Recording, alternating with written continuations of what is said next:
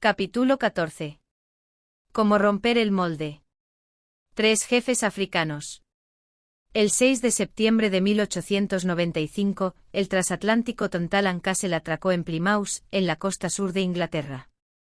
3 jefes africanos, Cama de los Cuatos, Batoen de los Mbaketses y Sebele de los Quenas, desembarcaron y tomaron el tren express de las 8:10 hacia la estación de Paddington, Londres. Los 3 jefes habían llegado a Gran Bretaña con una misión: salvar a sus estados y a los otros 5 estados tswanes de Cecil Rhodes. Los estados Mbatos, Mbaketses y Quenas eran 3 de los 8 estados Tsvanasue, formaban lo que entonces se llamaba Bechuanalandia, que pasaría a ser Botsuana tras la independencia en 1966. Las tribus habían comerciado con los europeos durante la mayor parte del siglo XIX.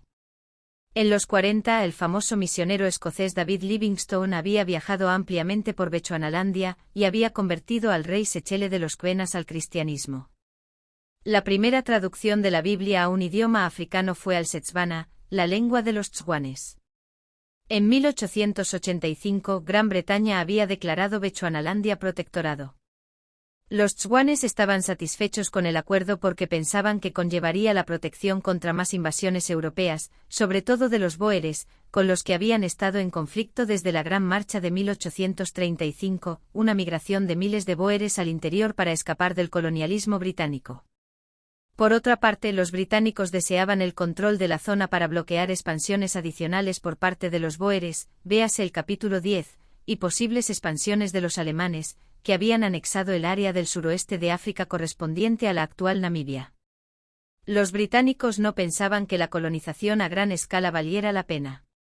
El alto comisionado Rey resumió las actitudes del gobierno británico en 1885 claramente: no tenemos interés en el país al norte del Molope, el protectorado Bechuanalandia, excepto como carretera al interior, por lo tanto, podríamos limitarnos de momento a prevenir que alguna parte del protectorado sea ocupada por saqueadores o por potencias extranjeras, haciendo lo mínimo posible en lo que respecta a administración o asentamiento. Sin embargo, las cosas cambiaron para los tswanes en 1889 cuando la British South Africa Company de Cecil Rhodes empezó a extenderse al norte de Sudáfrica, expropiando grandes extensiones de tierra que finalmente se convertirían en Rhodesia del norte y del sur, actualmente Zambia y Zimbabue. En 1895, el año de la visita de los 3 jefes a Londres, Rhodes tenía su punto de mira en los territorios al suroeste de Rhodesia, Bechuanalandia. Los jefes sabían que a los territorios que cayeran en manos de Rhodes solamente los esperaban el desastre y la explotación. Aunque fuera imposible para ellos derrotar a Rhodes militarmente, estaban decididos a luchar contra él de cualquier forma posible. Decidieron optar por el menor de los 2 males, un mayor control por parte de los británicos en lugar de ser anexionados por Rhodes. Con la ayuda de la London Missionary Society, viajaron a Londres para intentar convencer a la reina Victoria y a Joseph Chamberlain, el entonces secretario colonial, para que Gran Bretaña asumiera un mayor control de Bechuanalandia y la protegiera frente a Rhodes. El 11 de septiembre de 1895, celebraron su primera reunión con Chamberlain. Sebele habló el primero, después habló Batoen y por último, Cama. Chamberlain declaró que consideraría imponer el control británico para proteger a las tribus de Rhodes. Entretanto, los jefes se embarcarían rápidamente en una gira de discursos por toda la nación para lograr el apoyo popular para sus peticiones. Visitaron Windsor y Reading, cerca de Londres, y pronunciaron sus discursos allí, en Southampton, en la costa sur, y en Leicester y Birmingham, la base de apoyo político de Chamberlain, las Midlands. Fueron al norte al industrial Yorkshire, a Sheffield, Leeds, Halifax y Bradford. También pasaron por Bristol y después fueron hasta Manchester y Liverpool. Mientras tanto, en Sudáfrica, Cecil Rhodes preparaba lo que se convertiría en la desastrosa incursión de Jameson, un asalto armado a la República Boer del Transvaal, a pesar de las fuertes objeciones de Chamberlain. Estos acontecimientos es probable que hicieran a Chamberlain mucho más empático respecto a la situación desesperada de los jefes que lo que habría sido en otras circunstancias. El 6 de noviembre se encontraron de nuevo en Londres. Los jefes hablaban mediante un intérprete. Chamberlain: hablaré sobre las tierras de los jefes, y sobre el ferrocarril y sobre la ley que se debe cumplir en el territorio de los jefes. Ahora, miremos el mapa. Tomaremos la tierra que necesitemos para el ferrocarril, y no más. Cama, si el señor Chamberlain toma la tierra él mismo, estaré satisfecho. Chamberlain, entonces dile que haré yo mismo el ferrocarril a través de los ojos de las personas que envíe y solamente tomaré lo que necesite, y daré una compensación si lo que tomo tiene valor. Cama, me gustaría saber cómo ves decir, dónde irá el ferrocarril. Chamberlain, irá a través de su territorio, pero estará rodeado por vallas y no tomaremos tierra. Cama, confío en que usted hará este trabajo como si fuera yo mismo, y me tratará de una forma justa en esta cuestión. Chamberlain, tendré en cuenta sus intereses. Al día siguiente Edward Fairfield, en la oficina colonial, explicó el sentido de la frase de Chamberlain con más detalle. Cada uno de los 3 jefes, Cama, Sebele y Batoen, tendrán un país dentro del cual vivirán como hasta el momento, bajo la protección de la reina. La reina nombrará a un oficial para que resida con ellos. Los jefes gobernarán a su propio pueblo en gran medida como lo hacen ahora. La reacción de Rhodes al ser superado por la estrategia de los 3 jefes africanos era de prever. Envió un telegrama a uno de sus empleados en el que decía: me opongo realmente a ser vencido por 3 nativos hipócritas. De hecho, los jefes tenían algo valioso que habían protegido de Rhodes y que posteriormente protegerían del dominio indirecto británico. En el siglo XIX los estados tswanes habían desarrollado un conjunto de instituciones políticas que implicaban 2 elementos poco habituales en el África subsahariana: la centralización política y procedimientos de toma de decisiones colectivas que incluso se pueden considerar una forma naciente y primitiva de pluralismo. Igual que la Carta Magna permitió la participación de varones en el proceso de toma de decisiones políticas y fijó ciertas restricciones a las acciones de los monarcas ingleses, las instituciones políticas de los tswanes, sobre todo los kotlas, también fomentaron la participación política y limitaron a los jefes. El antropólogo sudafricano Isaac Schapera describe el funcionamiento de los kotlas de esta forma. Todas las cuestiones de política tribal se tratan finalmente ante una asamblea general de los hombres adultos en el kotla del jefe, lugar del consejo. Estas reuniones se celebran muy a menudo. Entre los temas tratados están las disputas tribales, las peleas entre el jefe y sus familiares, el cobro de impuestos nuevos, la realización de nuevas obras públicas, la promulgación de nuevos decretos por parte del jefe. ¿Ya ha pasado alguna vez que la asamblea tribal invalide los deseos del jefe? Como cualquiera puede hablar, estas reuniones le permiten determinar los sentimientos de la gente en general y darles una oportunidad para exponer sus motivos de queja. Si la ocasión así lo requiere, tanto a él como a sus asesores se les puede llamar la atención, porque la gente rara vez tiene miedo de hablar de forma sincera y abierta. Más allá del kotla, la jefatura tswane no era estrictamente hereditaria, sino que estaba abierta a cualquier hombre que demostrara un talento y una capacidad significativos. El antropólogo Jon Komarov estudió en detalle la historia política de otro de los estados tswanes, el Rolón. Expuso que aunque en apariencia los tswanes tenían reglas claras que estipulaban cómo iba a ser heredada la jefatura, en la práctica estas reglas se interpretaban para eliminar a los malos gobernantes y permitir que los candidatos con talento se convirtieran en jefes. Descubrió que ganar la jefatura era una cuestión de logro, pero que después se racionalizaba para que el competidor de éxito pareciera ser el heredero legítimo. Los tswanes captaron esta idea con un proverbio con un matiz de monarquía constitucional: Kosike Kosika Morafe, el rey es rey por la gracia del pueblo. Los jefes tswanes continuaron con sus intentos de mantener su independencia de Gran Bretaña y conservar sus instituciones indígenas tras su viaje a Londres. Concedieron la construcción del ferrocarril en Bechuanalandia, pero limitaron la intervención de los británicos en otros aspectos de la vida política y económica. No se oponían a la construcción del ferrocarril. Sin duda, no tenían las mismas razones que los monarcas austrohúngaros y los rusos para bloquearla. Se dieron cuenta de que el ferrocarril, como el resto de las políticas de los británicos, no llevaría el desarrollo a Bechuanalandia mientras estuviera bajo el control colonial. La experiencia inicial de Ket Masire, presidente de la Botsuana independiente entre 1980 y 1998, explica por qué. Masire era un agricultor emprendedor en los 50, desarrolló nuevas técnicas de cultivo para el sorgo y encontró un cliente potencial en Briburg Milling, empresa situada al otro lado de la frontera con Sudáfrica. Fue al jefe de la estación de ferrocarril de Lobase en Bechuanalandia e intentó alquilar 2 vagones para trasladar su cosecha a Briburg. El jefe de estación se negó. Entonces consiguió que un amigo blanco interviniera. El jefe de estación aceptó a regañadientes, pero dio a Masire un presupuesto 4 veces mayor de la tarifa que tenía para los blancos. Masire se rindió y llegó a esta conclusión: era la práctica de los blancos, no solamente las leyes que prohibían que los africanos fueran propietarios de tierras de pleno derecho o tuvieran licencias de comercio, lo que hacía que los negros no desarrollaran empresas en Bechuanalandia. En términos generales, los jefes y el pueblo tswane habían tenido suerte. Quizá contra todo pronóstico, lograron impedir que Rhodes tomara el poder. Como Bechuanalandia todavía era secundaria para los británicos, el establecimiento de un gobierno indirecto allí no creó el tipo de círculo vicioso que se daba en Sierra Leona, capítulo 12. También evitaron el tipo de expansión colonial que se llevó a cabo en el interior de Sudáfrica, que convertiría aquellas tierras en depósitos de mano de obra barata para los mineros o agricultores blancos. Las primeras etapas del proceso de colonización son una coyuntura crítica para la mayoría de las sociedades, un periodo crucial durante el cual ocurren los acontecimientos que tendrán consecuencias importantes a largo plazo para su desarrollo político y económico. Como comentamos en el capítulo 9, la mayoría de las sociedades del África subsahariana, igual que las de Sudamérica y el sur de Asia, fueron testigos del establecimiento o la intensificación de instituciones extractivas durante la colonización.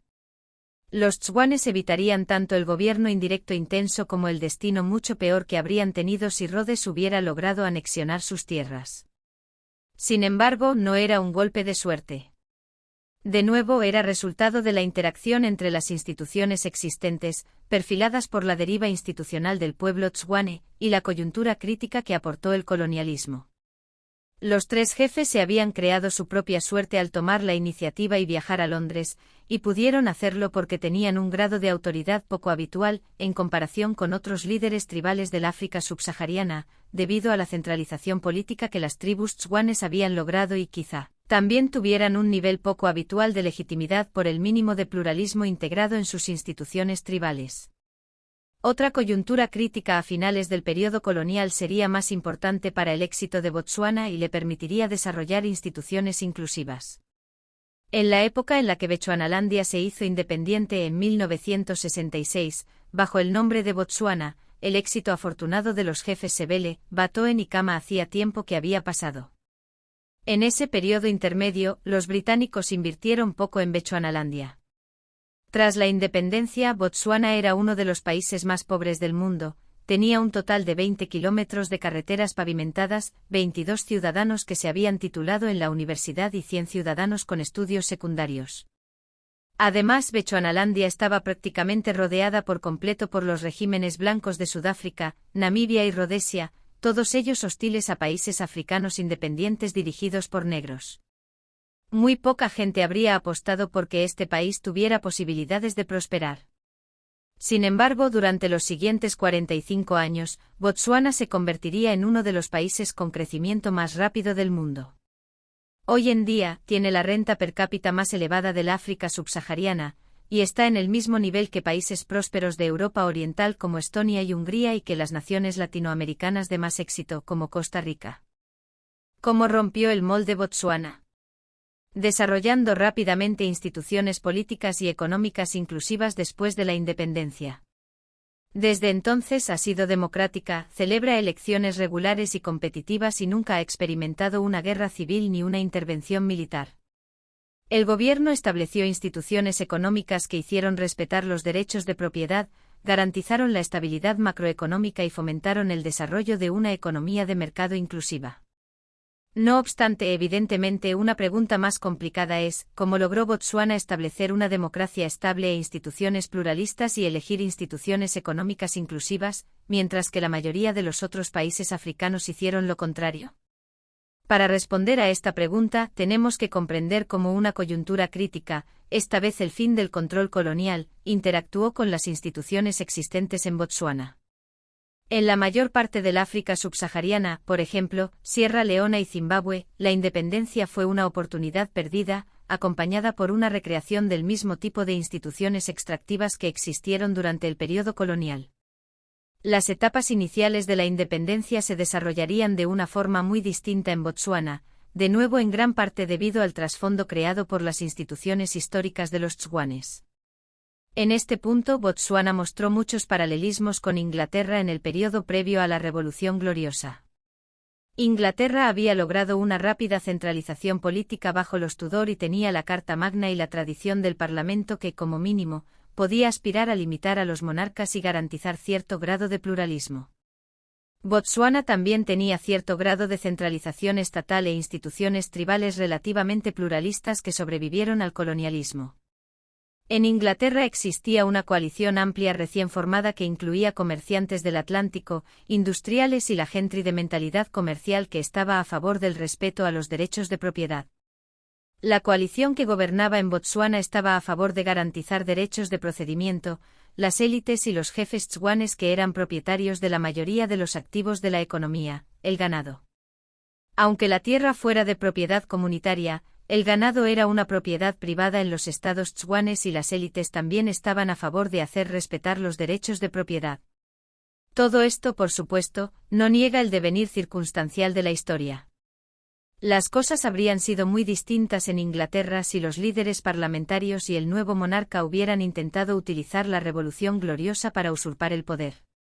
De forma parecida, también habrían sido muy distintas en Botsuana, sobre todo si no hubiera tenido la suerte de beneficiarse de líderes como Seretse Khama o Ket Masire, que decidieron disputarse el poder en elecciones en lugar de subvertir el sistema electoral, como hicieron muchos líderes posteriores a la independencia en el África subsahariana. En la independencia, los tswanes aparecieron con una historia de instituciones que consagraban la jefatura limitada y algún grado de responsabilidad de los jefes sobre las personas. Evidentemente los tswanes no eran los únicos de África que tenían instituciones como aquellas, pero fueron los únicos donde estas instituciones sobrevivieron indemnes al periodo colonial. El dominio británico prácticamente no había existido. Bechuanalandia se administraba desde Mafeking en Sudáfrica, y fue solamente durante la transición a la independencia en los 60 cuando se elaboraron los planes para la capital de Gaborone. La capital y las nuevas estructuras no estaban destinadas a eliminar las instituciones indígenas, sino a construir tomándolas como base. Mientras se construía Gaborone, se planificaron nuevos kotlas. Además, la independencia se logró de una forma relativamente ordenada. Fue impulsada por el BDP, el Partido Demócrata de Botsuana, fundado en 1960 por Ket Masire y Seretse Khama. Khama era nieto del rey Khama III, su nombre, Seretse, significa la arcilla que une. Resultaría ser un nombre extraordinariamente acertado. Khama era el jefe hereditario de los Mbatos, y la mayoría de los jefes y las élites tswanes se unieron al Partido Demócrata de Botsuana.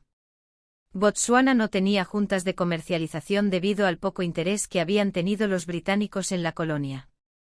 El BDP rápidamente estableció una en 1967, la Comisión de Carne de Botsuana. Sin embargo, en lugar de expropiar a los agricultores, dicha comisión tuvo un papel crucial en el desarrollo de la economía ganadera, puso vallas para controlar la fiebre aftosa y fomentó las exportaciones, lo que contribuiría al desarrollo económico y aumentaría el apoyo a las instituciones económicas inclusivas. Aunque el crecimiento inicial en Botsuana descansaba en las exportaciones de carne, las cosas cambiaron notablemente cuando se descubrieron diamantes. La gestión de los recursos naturales en Botsuana también era notablemente distinta a la que había en otros países africanos. Durante el periodo colonial, los jefes tswanes habían intentado bloquear la prospección de minerales en Bechuanalandia porque sabían que si los europeos descubrían piedras o metales preciosos, se acabaría su autonomía. El primer gran descubrimiento de diamantes se hizo en tierras de los Mbatos, el lugar de procedencia tradicional de Seretse Khama. Antes de anunciar el descubrimiento, Khama instigó un cambio en la ley por la que todos los derechos minerales del subsuelo se concedían a la nación, no a la tribu. Así se garantizaba que la riqueza de los diamantes no crearía grandes desigualdades en Botsuana. Además, dio un impulso adicional al proceso de centralización estatal ya que los ingresos generados por los diamantes se podían utilizar para construir infraestructuras y la burocracia estatal, y para invertir en educación. En Sierra Leona y muchos otros países del África subsahariana, los diamantes avivaron el conflicto entre distintos grupos y ayudaron a mantener guerras civiles, ganando la etiqueta de diamantes de sangre por la matanza que provocaban las guerras por su control. En cambio, en Botsuana, los ingresos generados por los diamantes se gestionaron para el bien de la nación. El cambio en los derechos minerales del subsuelo no fue la única política de construcción estatal que implantó el gobierno de Seretse Khama. En última instancia, la Ley de Jefatura de 1965 aprobada por la Asamblea Legislativa antes de la independencia y la Ley de Enmienda de la Jefatura de 1970 continuarían el proceso de centralización política, consagrando el poder del Estado y el presidente electo, retirando a los jefes el derecho a asignar tierra y posibilitando retirar a un jefe del cargo en caso necesario. Otra faceta de la centralización política fue el esfuerzo de unificar más el país, por ejemplo, con legislación que garantizara que en la escuela solamente se enseñaran Setswana e inglés. Hoy en día Botsuana parece un país homogéneo, sin la fragmentación étnica y lingüística asociada con muchos otros países africanos. Sin embargo, este resultado se consiguió mediante la política de enseñar en el colegio solamente el inglés y una única lengua nacional, el Setswana, para minimizar el conflicto entre distintas tribus y grupos dentro de la sociedad. El último censo en el que se hacían preguntas sobre etnicidad se realizó en 1946 y reveló una heterogeneidad considerable en Botsuana. En la reserva Ngbato, por ejemplo, solamente el 20% de la población se identificó como Ngbato pura, aunque había otras tribus tswanes presentes, también había muchos grupos no tswanes cuya primera lengua no era el Setswana. Esta heterogeneidad subyacente ha sido modulada tanto por las políticas del gobierno posterior a la independencia como por las instituciones relativamente inclusivas de las tribus tswanes, de la misma forma que la heterogeneidad de Gran Bretaña, por ejemplo, entre el inglés y el galés, ha sido modulada por el Estado británico. El Estado de Botsuana hizo lo mismo. Desde la independencia, el censo de Botsuana nunca ha preguntado sobre la heterogeneidad étnica porque en Botsuana, todo el mundo es tswane. Botsuana logró tasas de crecimiento notables después de la independencia porque Seretse Khama, Ket Masire y el Partido Demócrata de Botsuana llevaron al país por un camino de instituciones políticas y económicas inclusivas. Cuando llegaron los diamantes abundantemente en los 70, no condujeron a la guerra civil, sino que proporcionaron una base fiscal fuerte para el gobierno, que utilizaría los ingresos para invertir en servicios públicos. Había muchos menos incentivos para desafiar o derrocar al gobierno y controlar el Estado. Las instituciones políticas inclusivas generaron estabilidad política y apoyaron a las instituciones económicas inclusivas. Siguiendo un patrón que resulta familiar por el círculo virtuoso descrito en el capítulo 11, las instituciones económicas inclusivas aumentaron la viabilidad y la duración de las instituciones políticas inclusivas. Botsuana rompió el molde porque pudo aprovechar una coyuntura crítica, la independencia poscolonial, y establecer instituciones inclusivas. El Partido Demócrata de Botsuana y las élites tradicionales, incluso el propio Khama, no intentaron crear un régimen dictatorial ni instituciones extractivas que los podrían haber enriquecido a costa de la sociedad. Fue un caso más de interacción entre una coyuntura crítica y las instituciones existentes. Como hemos visto, a diferencia de prácticamente cualquier otro lugar del África subsahariana, Botsuana ya tenía instituciones tribales que habían logrado cierto grado de autoridad centralizada y que poseían importantes características pluralistas. Además, el país contaba con élites económicas que tenían mucho que ganar si se garantizaban los derechos de propiedad. No menos importante es el hecho de que el devenir circunstancial de la historia funcionó a favor de Botsuana. Fue tremendamente afortunada porque Seretse Khama y Ket Masire no eran Siaka Stevens ni Robert Mugabe. Khama y Masire trabajaron tenaz y honradamente para construir instituciones inclusivas sobre la base de las instituciones tribales de los tswanes. Todo esto aumentó la probabilidad de que Botsuana lograra emprender el camino hacia las instituciones inclusivas, mientras que gran parte del resto del África subsahariana ni siquiera lo intentó, o fracasó rotundamente. El fin de la extracción del sur. Era el 1 de diciembre de 1955 en la ciudad de Montgomery, Alabama. Según la orden de detención, la hora en la que se produjo el delito fueron las 6:06. James Blake, conductor de autobús, tenía problemas, llamó a la policía, y los agentes Day y Mixon llegaron al lugar de los hechos. Apuntaron lo siguiente en su informe. Recibimos una llamada. Al llegar al lugar de los hechos, el conductor del autobús dijo que había una mujer de color sentada en la parte para blancos del vehículo y que no se quería ir. Nosotros también la vimos. El conductor del autobús firmó una orden de detención contra ella. Rosa Parks CF fue acusada de infringir el capítulo 6, artículo 11, del Código de la Ciudad de Montgomery. Rosa Parks se sentó en la parte del bus de Cleveland Avenue reservada para los blancos, lo que, según las leyes de Jim Crow de Alabama, era un delito. Le pusieron una multa de $10 además de los dólares por las costas judiciales. Pero no era una mujer anónima, sino la secretaria de la sección del NAACP, Asociación Nacional para el Avance de la Gente de Color, de Montgomery, que hacía tiempo que luchaba para cambiar las instituciones del sur de Estados Unidos. Su detención activó un movimiento masivo, el boicot al bus de Montgomery, ideado por Martin Luther King Jr. El 3 de diciembre King y otros líderes negros habían organizado un boicot coordinado a los autobuses, tras convencer a todos los negros de que no cogieran ningún autobús de Montgomery. El boicot tuvo éxito y duró hasta el 20 de diciembre de 1956. Puso en marcha un proceso que culminó en el Tribunal Supremo de Estados Unidos, que decidió que las leyes de segregación en los autobuses de Alabama y Montgomery eran inconstitucionales. El boicot al bus de Montgomery fue un momento clave en el movimiento por los derechos civiles del sur de Estados Unidos.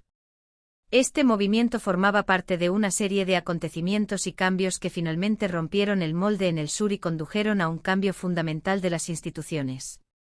Como vimos en el capítulo 12, tras la guerra civil las élites terratenientes del sur consiguieron recrear las instituciones políticas y económicas extractivas que habían dominado en este territorio antes de la guerra civil. Aunque algunos detalles de aquellas instituciones hubieran cambiado, por ejemplo, ya no era posible la esclavitud, el impacto negativo en los incentivos económicos y la prosperidad del sur era el mismo. Era notablemente más pobre que el resto de Estados Unidos. A partir de los 50, las instituciones del sur empezarían a impulsar una trayectoria de crecimiento mucho mayor en la región. Por último, el tipo de instituciones extractivas eliminadas en el sur de Estados Unidos fue distinto de las instituciones coloniales anteriores a la independencia de Botsuana. La clase de coyuntura crítica que inició el proceso de su caída también fue diferente, aunque tuvo algunos puntos en común. A partir de los años 40, quienes sufrieron las consecuencias de la discriminación y las instituciones extractivas en el sur, como Rosa Parks, empezaron a organizarse mucho mejor para luchar en su contra. Al mismo tiempo, el Tribunal Supremo de Estados Unidos y el gobierno federal finalmente empezaron a intervenir sistemáticamente para reformar las instituciones extractivas en el sur. Por lo tanto, un factor principal que creó una coyuntura crítica para el cambio en el sur fue la cesión de poderes de los norteamericanos negros allí y el fin del dominio indiscutido de las élites del sur.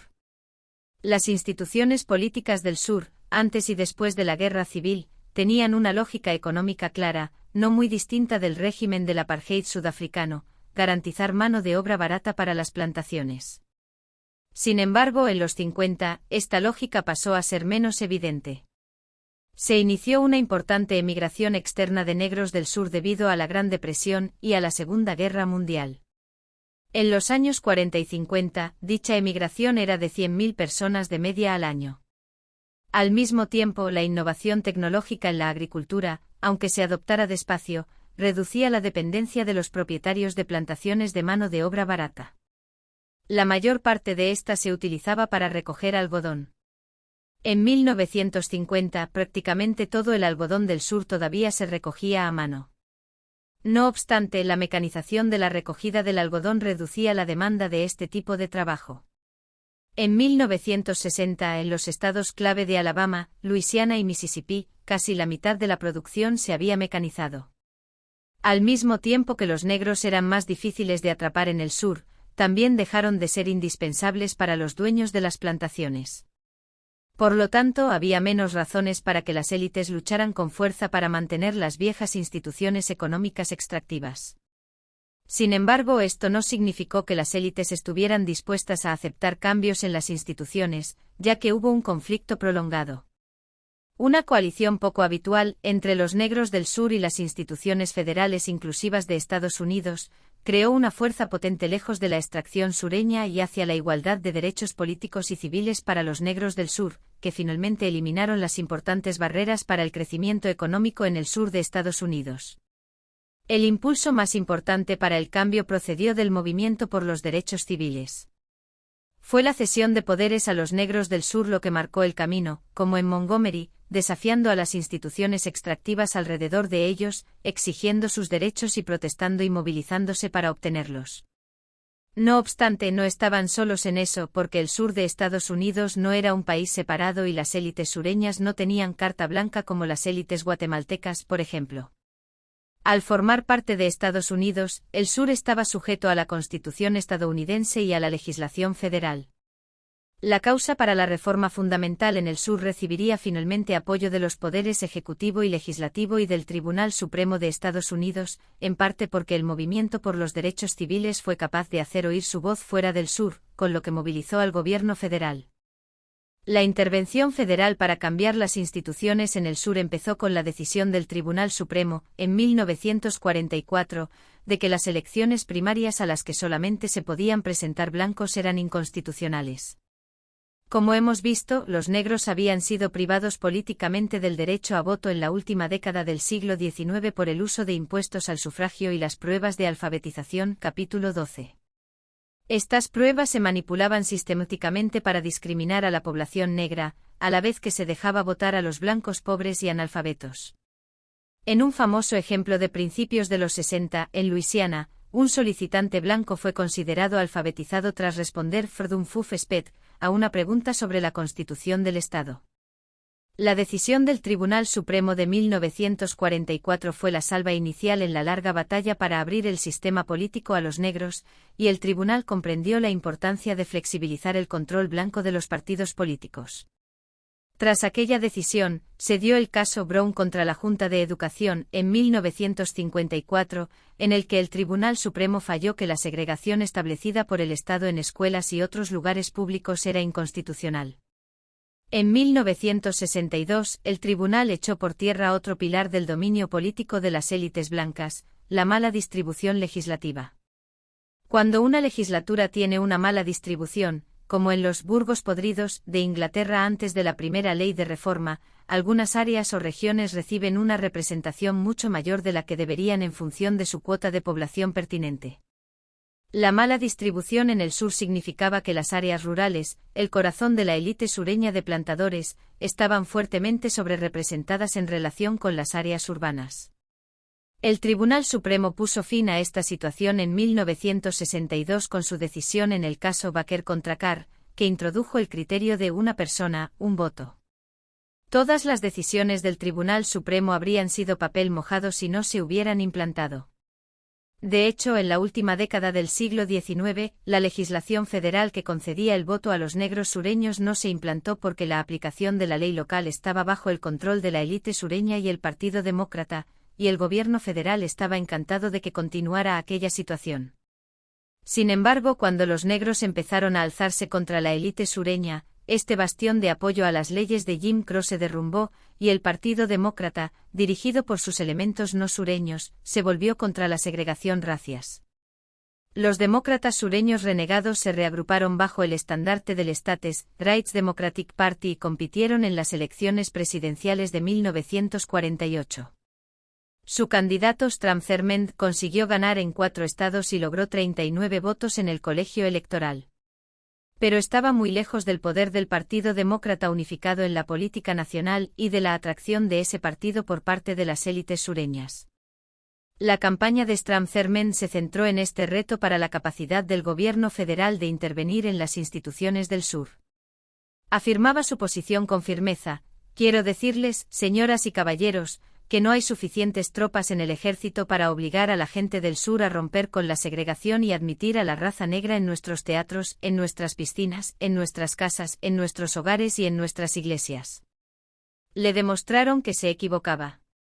Las decisiones del Tribunal Supremo significaron que los centros educativos sureños tenían que eliminar la segregación, incluso la Universidad de Mississippi en Oxford. En 1962, tras una larga batalla legal, los tribunales federales decidieron que James Meredith, un joven negro y veterano de las Fuerzas Aéreas, tenía que ser admitido en dicha universidad. La oposición a la implantación de esta decisión fue orquestada por los denominados Consejos de Ciudadanos, el primero de los cuales se había formado en Indianola, Mississippi, en 1954 para luchar contra la eliminación de la segregación del sur. El gobernador estatal Ross Barnett rechazó públicamente la eliminación de la segregación ordenada por el tribunal en la televisión el 13 de septiembre, y anunció que las universidades estatales cerrarían antes de aceptar que se eliminara la segregación. Finalmente, tras muchas negociaciones entre Barnett, el presidente John Kennedy y el fiscal general Robert Kennedy en Washington, el gobierno federal intervino por la fuerza para implantar dicha decisión. Se fijó un día en el que los Marshalls estadounidenses llevarían a James Meredith a la Universidad de Mississippi en Oxford. Anticipándose a los acontecimientos, los defensores de la supremacía blanca se empezaron a organizar. El 30 de septiembre, el día antes de que James Meredith apareciera, los Marshalls estadounidenses entraron en el campus de la universidad y rodearon el edificio principal de la administración. Una multitud de alrededor de 2.500 personas llegaron para protestar y al poco tiempo, se inició un disturbio. Los Marshalls utilizaron gas lacrimógeno para dispersar a los alborotadores, pero, al poco tiempo, fueron atacados. A las 10 de la noche se enviaron tropas federales para restablecer el orden. Al poco tiempo, había 20.000 soldados y 11.000 guardias nacionales en Oxford, Mississippi. En total, 300 personas fueron detenidas. James Meredith decidió quedarse en el campus, donde, protegido de las amenazas de muerte por 300 soldados y Marshalls estadounidenses, finalmente se graduó. La legislación federal fue crucial en el proceso de reforma institucional del sur. Durante la aprobación de la primera Ley de Derechos Civiles de 1957, Strom Thurmond, entonces senador, habló sin parar durante 24 horas y 18 minutos para evitar o, como mínimo, retrasar la aprobación de la ley. Durante su discurso, leyó desde la Declaración de Independencia hasta varios listines telefónicos. Pero todo fue en vano. La ley de 1957 culminó en la Ley de Derechos Civiles de 1964 al declarar la ilegalidad de un conjunto de prácticas y leyes estatales segregacionistas. La Ley de Derecho al Voto de 1965 declaró ilegales las pruebas de alfabetización, los impuestos al sufragio y otros métodos utilizados para privar del derecho al voto a los negros del sur. Además, amplió el control federal de las elecciones estatales. El impacto de todos estos acontecimientos fue un cambio significativo en las instituciones económicas y legales del sur. En Mississippi, por ejemplo, solamente alrededor del 5% de los negros que reunían los requisitos necesarios votaban en 1960.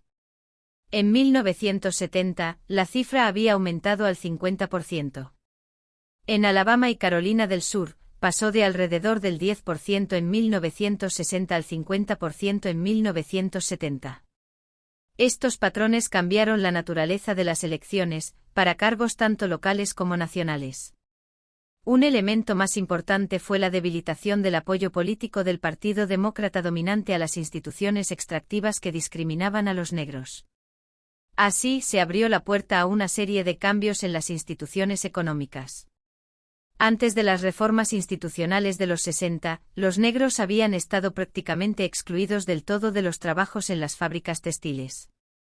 En 1960, solamente alrededor del 5% de los empleados de las fábricas textiles del sur eran negros. La legislación de derechos civiles detuvo esta discriminación. En 1970, esta proporción había aumentado al 15%, en 1990, era del 25%. La discriminación económica de los negros empezó a disminuir, las oportunidades educativas para ellos mejoraron significativamente y el mercado de trabajo sureño se hizo más competitivo. Junto con las instituciones inclusivas llegaron mejoras económicas más rápidas en el sur.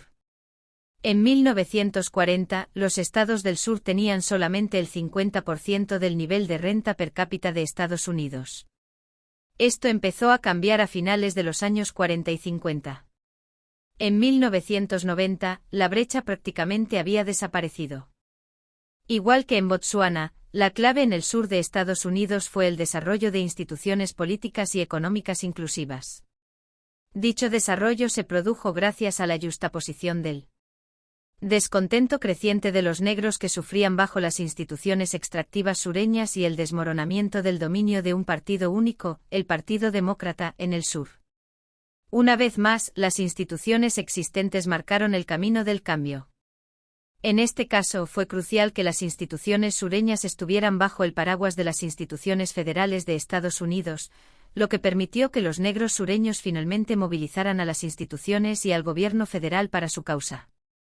Todo el proceso también fue facilitado por el hecho de que, con la emigración masiva de negros desde el sur y la mecanización de la producción del algodón, las condiciones económicas habían cambiado tanto que las élites sureñas estaban menos dispuestas a oponer resistencia.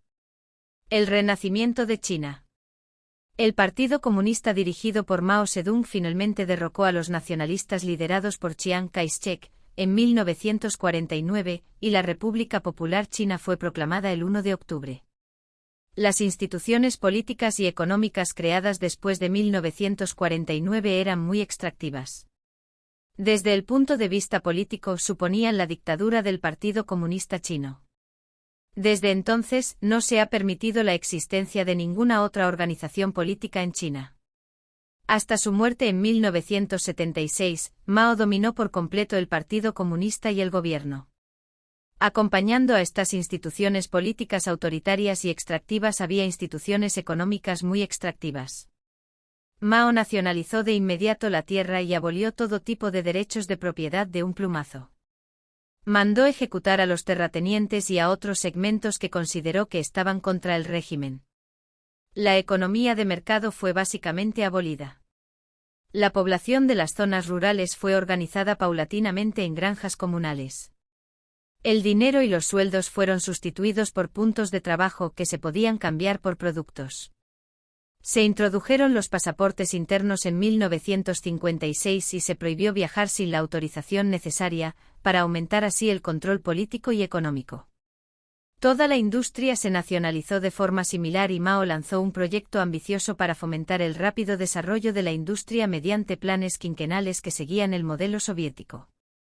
Como sucede con todas las instituciones extractivas, el régimen de Mao intentaba extraer recursos del vasto país que controlaba. Igual que en el caso del gobierno de Sierra Leona con sus juntas de comercialización, el Partido Comunista Chino tenía el monopolio de la venta de productos como el arroz y los cereales, que se utilizaba para cobrar impuestos elevados a los agricultores. Los intentos de industrialización dieron paso al famoso gran salto adelante después de 1958 con el desarrollo del segundo plan quinquenal. Mao anunció que la producción de acero se doblaría en un año mediante altos hornos a pequeña escala. Afirmó que en 15 años, China alcanzaría el nivel de producción de acero de Gran Bretaña. El único problema era que no había una forma factible de cumplir aquellos objetivos. Para cumplirlos había que encontrar chatarra, y la gente tendría que fundir sus ollas y sartenes e incluso sus instrumentos agrícolas como azadas y arados. Los trabajadores que deberían haber estado ocupándose de los campos estaban fabricando acero con sus arados y, por lo tanto, destruyendo su futura capacidad para alimentarse a sí mismos, a sus familias y al país. El resultado fue una desastrosa hambruna en el campo chino. Aunque los estudiosos debaten el papel de la política de Mao del impacto de las sequías que tuvieron lugar al mismo tiempo, nadie duda del papel crucial que tuvo el gran salto adelante en la muerte de entre 20 y 40 millones de personas. No sabemos con precisión cuántas, porque la China de Mao no registraba las cifras que habrían documentado las atrocidades. La renta per cápita cayó alrededor de una cuarta parte. Una consecuencia del gran salto adelante fue que un destacado miembro del Partido Comunista, Deng Xiaoping, general con mucho éxito durante la Revolución, que dirigió una campaña antiderechista, que dio como resultado la ejecución de muchos enemigos de la Revolución, tuvo un cambio de actitud. En una conferencia en Guangzhou, en el sur de China, en 1961, Deng argumentó: no importa si el gato es blanco o negro, si caza ratones, es un buen gato. No importaba si las políticas parecían comunistas o no, China necesitaba políticas que fomentaran la producción para poder alimentar a su pueblo. Sin embargo, Deng pronto sufriría por su reciente sentido práctico. El 16 de mayo de 1966, Mao anunció que la revolución estaba amenazada por intereses burgueses, que minaban la sociedad comunista china y que deseaban recrear el capitalismo. Su respuesta fue anunciar la Gran Revolución Cultural Proletaria, conocida habitualmente como Revolución Cultural. Esta revolución se basaba en 16 puntos. El primero afirmaba, aunque la burguesía haya sido derrocada, todavía intenta utilizar las viejas ideas, cultura, costumbres y hábitos de las clases explotadoras para corromper a las masas, captar su mente y orquestar su regreso. El proletariado debe hacer justo lo contrario, debe enfrentarse directamente a todos los retos de la burguesía en el terreno ideológico y utilizar las nuevas ideas, cultura, costumbres y hábitos del proletariado para cambiar la mentalidad del conjunto de la sociedad. Actualmente nuestro objetivo es luchar contra las personas que ostentan la autoridad y derrotarlas, puesto que toman el camino del capitalismo. Debemos criticar y repudiar a las autoridades académicas burguesas reaccionarias y la ideología de la burguesía y todo el resto de las clases explotadoras y transformar la educación, la literatura, y el arte y todos los demás elementos de la superestructura que no se corresponden con la base económica socialista, para facilitar la consolidación y el desarrollo del sistema socialista. Al poco tiempo la revolución cultural, igual que el gran salto adelante, empezaría a destrozar tanto la economía como muchas vidas humanas. Se formaron unidades de guardias rojos por todo el país, miembros jóvenes y entusiastas del Partido Comunista que se utilizaron para purgar a oponentes del régimen. Muchas personas fueron asesinadas, detenidas o enviadas a un exilio interno. El propio Mao respondió así a las quejas por el alcance de aquella violencia: ese hombre, Hitler, era todavía más atroz. Cuanto más atroz, mejor, ¿no crees? Cuanta más gente matas, más revolucionario eres. Deng fue etiquetado como seguidor del camino capitalista número 2, fue encarcelado en 1967 y después enviado al exilio a la provincia de Jiangxi en 1969, para trabajar en una fábrica de tractores agrícolas. Fue rehabilitado en 1974, y el primer ministro Zhou Enlai convenció a Mao para que nombrara a Deng viceprimer ministro. Ya en 1975, Deng supervisó la redacción de 3 documentos del partido que habrían hecho que el país tomara un nuevo rumbo, si hubieran sido adoptados. Exigían la revitalización de la educación superior, la vuelta a los incentivos materiales en la industria y la agricultura, y la eliminación de los izquierdistas del partido. En aquel momento, la salud de Mao se estaba deteriorando y el poder estaba cada vez más concentrado en manos precisamente de los izquierdistas que Deng Xiaoping quería apartar del poder. La mujer de Mao, Jianqing, y 3 de sus más estrechos colaboradores, conocidos colectivamente como la Banda de los Cuatro, habían sido grandes partidarios de la revolución cultural y la represión resultante. Su intención era continuar utilizando aquel proyecto para dirigir el país bajo la dictadura del Partido Comunista. El 5 de abril, una celebración espontánea en honor de Zhou Enlai en la plaza de Tiananmen se convirtió en una protesta en contra del gobierno. La Banda de los Cuatro culpó a Deng por las manifestaciones, y, de nuevo, fue despedido y le despojaron de todos sus cargos. En lugar de lograr eliminar a los izquierdistas, Deng vio que ellos le habían eliminado a él. Tras la muerte de Zhou Enlai, Mao había nombrado a Hua Guifeng como primer ministro interino en lugar de Deng. En el vacío de poder relativo de 1976, Hua fue capaz de acumular mucho poder personal. En septiembre se produjo una coyuntura crítica: Mao murió. El Partido Comunista Chino había estado bajo el dominio de Mao, y el gran salto adelante y la revolución cultural habían sido, en gran medida, iniciativas suyas. Con la desaparición de Mao, hubo un verdadero vacío de poder, que dio como resultado una lucha entre quienes tenían distintas visiones y distintas creencias sobre las consecuencias del cambio. La Banda de los Cuatro tenía la intención de continuar con las políticas de la revolución cultural porque consideraba que era la única forma de consolidar su poder y el del Partido Comunista. Hua Guifeng quería abandonar la revolución cultural, pero no se podía distanciar demasiado de ella, porque le debía su propio ascenso en el partido. Finalmente defendió una vuelta a una versión más equilibrada de la visión de Mao, que resumió en la famosa frase de todas aquellas, como dijo en el Diario del Pueblo, el periódico del Partido Comunista Chino en 1977. Hua afirmó: defenderemos con firmeza todas aquellas decisiones políticas tomadas por el presidente Mao, y respetaremos de principio a fin y sin vacilar todas aquellas instrucciones dadas por el presidente Mao. Deng Xiaoping no quería abolir el régimen comunista y sustituirlo por mercados inclusivos más de lo que lo quería Hua.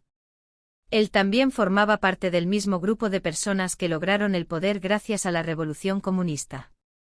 Sin embargo, él y sus partidarios pensaron que se podía lograr un desarrollo económico significativo sin poner en peligro su control político.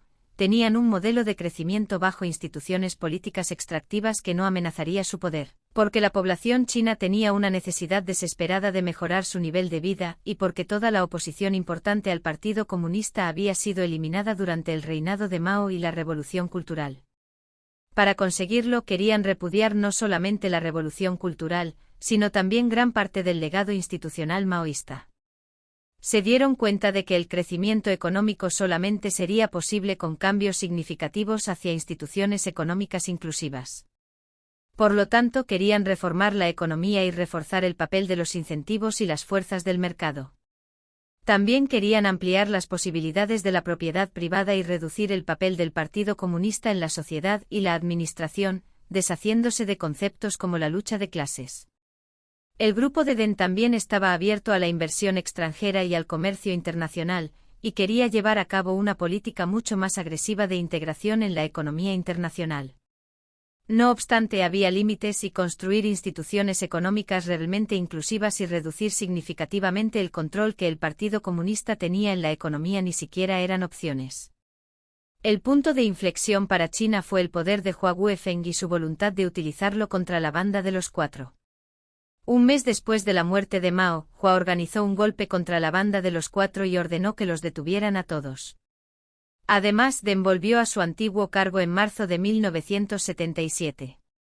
Tampoco había nada inevitable en estos cambios ni en los siguientes pasos significativos, que dieron como resultado que el propio Hua fuera superado tácticamente en el terreno político por Deng Xiaoping. Deng fomentó la crítica pública de la Revolución Cultural y empezó a llenar puestos clave del Partido Comunista a todos los niveles con personas que, como él, habían sufrido durante aquel periodo. Hua no podía repudiar la Revolución Cultural y eso le debilitaba. Además, en comparación con los demás, era un recién llegado a los centros del poder, y carecía de la red de conexiones y relaciones informales que Deng había construido durante muchos años. En una serie de discursos, Deng empezó a criticar las políticas de Hua. En septiembre de 1978, atacó explícitamente la política de todas aquellas, señalando que en lugar de dejar que cualquier cosa que dijera Mao determinara la política, el enfoque correcto era buscar la verdad de los hechos. Deng también empezó a llevar la presión pública contra Hua de forma brillante. Esta presión se reflejó sobre todo en el movimiento denominado Muro de la Democracia de 1978. La gente escribía quejas sobre el país en un muro de Pekín. En julio de 1978, uno de los partidarios de Deng, Hu Qiaomu, presentó algunos principios básicos de la reforma económica. Estos incluían ideas como que las empresas debían recibir una mayor iniciativa y autorización para tomar sus propias decisiones de producción. Se debía permitir que los precios conectaran la oferta y la demanda, en lugar de ser fijados por el gobierno, y había que reducir en general la regulación de la economía por parte del Estado. Eran sugerencias radicales, pero Deng estaba consiguiendo influencia. En noviembre y diciembre de 1978, la tercera sesión plenaria del Comité Central del 11º Congreso del Partido produjo un avance. A pesar de las objeciones de Hua, se decidió que en adelante el partido se centraría no en la lucha de clases, sino en la modernización económica. La sesión plenaria anunció algunos experimentos provisionales con un sistema de responsabilidad doméstica, en algunas provincias, que era un intento de reanudar la agricultura colectiva e introducir incentivos económicos en la agricultura. Al año siguiente el Comité Central reconoció lo crucial que era la noción de buscar la verdad en los hechos, y declaró que la Revolución Cultural había sido una gran calamidad para el pueblo chino. Durante este periodo, Deng garantizó la designación de sus propios partidarios para cargos importantes del partido, el ejército y el gobierno. Aunque tenía que moverse con sigilo contra los partidarios de Hua en el Comité Central, creó bases de poder paralelas. En 1980, obligaron a Hua a dejar el cargo de primer ministro, para ser reemplazado por Zhao Xiang. En 1982, Hua había sido apartado del Comité Central. Sin embargo, Deng no se detuvo allí. En el 12º Congreso del partido en 1982, y posteriormente en la Conferencia Nacional del Partido en septiembre de 1985, logró una reorganización prácticamente total del liderazgo del partido y los cargos más elevados. Llegó gente mucho más joven y reformista. Si se compara 1980 con 1985, en ese periodo se cambiaron 21 de los 26 miembros del Politburó, 8 de los 11 miembros de la Secretaría del Partido Comunista y 10 de los 18 viceprimeros ministros. Una vez que Den y los reformistas habían consumado su revolución política y tenían el control del Estado, impulsaron una serie de cambios en las instituciones económicas. Empezaron por la agricultura. En 1983, siguiendo las ideas de Ukiaomu, se adoptó universalmente el sistema de responsabilidad doméstica, que proporcionaría incentivos económicos a los agricultores. En 1985, la compra obligatoria de cereales por parte del Estado fue abandonada y sustituida por un sistema de contratos más voluntarios. El control administrativo de los precios agrícolas se relajó fuertemente en 1985. En la economía urbana, las empresas estatales recibieron más autonomía, se identificaron 14 ciudades abiertas, y se les dio la capacidad para atraer inversión extranjera. Fue la economía rural la que despegó primero. La introducción de incentivos condujo a un aumento espectacular de la productividad agrícola. En 1984, la producción de cereales fue un 33% superior a la de 1978, aunque pocas personas trabajaban en este sector. Muchas habían pasado a ocupar puestos en nuevas industrias rurales, las denominadas empresas de poblados y aldeas. Se las había permitido crecer fuera del sistema de planificación industrial estatal después de 1979, cuando se aceptó que pudieran entrar nuevas empresas y competir con las que eran propiedad del Estado. Poco a poco se introdujeron también incentivos en el sector industrial, sobre todo en el funcionamiento de empresas dirigidas por el Estado, aunque en esta etapa no había el mínimo indicio de privatización, que tuvo que esperar hasta mediados de los 90. El renacimiento de China llegó con un alejamiento significativo de las instituciones económicas más extractivas, que pasaron a ser más inclusivas. Los incentivos del mercado en la agricultura y la industria, seguidos después por la tecnología y la inversión extranjeras, condujeron a China al crecimiento económico.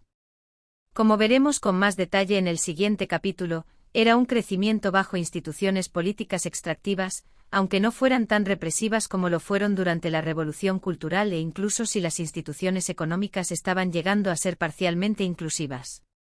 Todo esto no debería llevar a subestimar hasta qué punto los cambios de las instituciones económicas de China fueron radicales.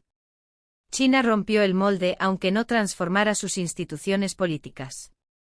Igual que en Botsuana y el sur de Estados Unidos, los cambios cruciales se dieron durante una coyuntura crítica, en el caso de China, tras la muerte de Mao. También fueron contingentes, de hecho muy circunstanciales, ya que no había nada inevitable en el hecho de que la Banda de los Cuatro perdiera la lucha de poder, y si no hubieran perdido, China no habría experimentado el crecimiento económico sostenido que ha tenido durante los últimos 30 años. Sin embargo, la devastación y el sufrimiento humano que causaron el gran salto adelante y la revolución cultural generaron suficiente demanda de cambio para que Deng Xiaoping y sus aliados fueran capaces de ganar la batalla política. Botsuana, China y el sur de Estados Unidos, igual que la Revolución Gloriosa en Inglaterra, la Revolución Francesa y la Restauración Meiji en Japón, son ejemplos claros de que historia no es sinónimo de destino. A pesar del círculo vicioso, las instituciones extractivas pueden ser sustituidas por instituciones inclusivas. Sin embargo, no es algo automático ni fácil. Suele ser necesario que haya una confluencia de factores, sobre todo una coyuntura crítica, acompañada de una amplia coalición de los que exigen reformas u otras instituciones existentes propicias, para que una nación avance para lograr instituciones inclusivas. También es clave la suerte porque la historia siempre se desarrolla de manera circunstancial.